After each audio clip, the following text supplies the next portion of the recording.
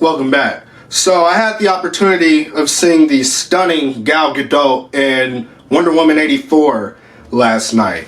Seeing that movie was the highlight of my Christmas. You know, I'm not a big fan of December, honestly, but I was really looking forward to seeing this movie. And after the first Wonder Woman movie, I definitely had high expectations for this one going in, and I'm happy to say that I was not disappointed at all. This movie was truly amazing.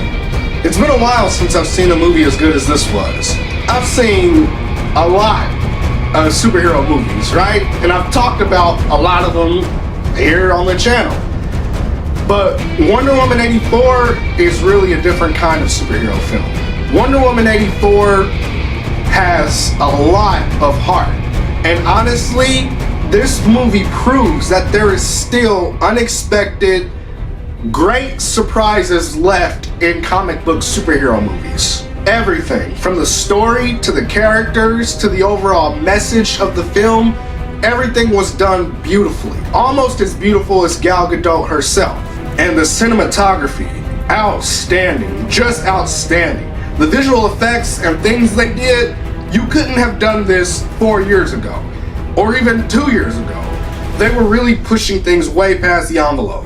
One thing that really made me like this film so much is the fact that I had a connection with Wonder Woman. You know, I was relating to her, relating to that tremendous pain that she had when she didn't want to let go of Steve Trevor. And I think that a lot of people, maybe not everybody, but certainly a lot of people could relate to the villain, Cheetah. You know, Cheetah wanted to be a better version of herself. More popular, more sexy, more outgoing, stronger. She wanted to be like the woman she looked up to. I think a lot of people can relate to that, wanting to be like someone else or wanting to be a better version of themselves. Can't you relate to that in some way?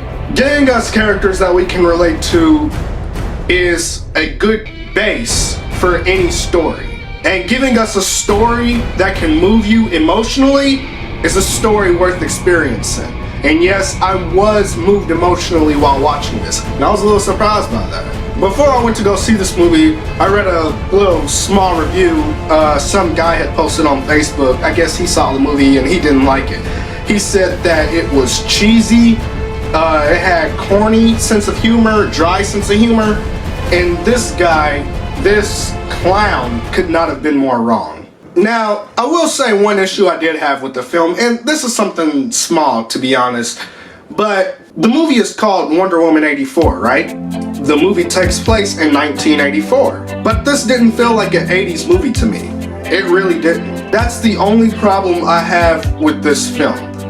I just wasn't catching a 80s type vibe while watching this. You know, Marvel Studios' Cosmic Karen movie takes place in the 90s, in 1990 I believe, and it felt like watching a 90s movie.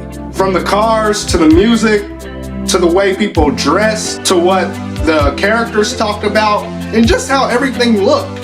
This was clearly a 90s movie. Wonder Woman 84 did not feel like a film pulled out of the 80s, not to me.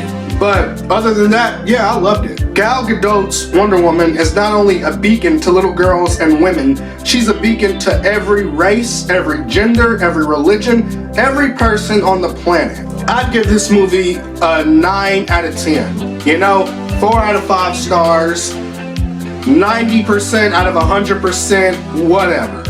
It was fantastic. I highly, highly recommend seeing it. I especially love the post-credit scene too, that was for the OG fans. That was some real OG fan service right there. I mean, what else can I say? You know, what else can you say? I'm basically repeating myself. It was a great film. But, you know, as great as the movie was, there's a thing that kinda sucks. What sucks is the first Wonder Woman movie was great. This sequel was even better.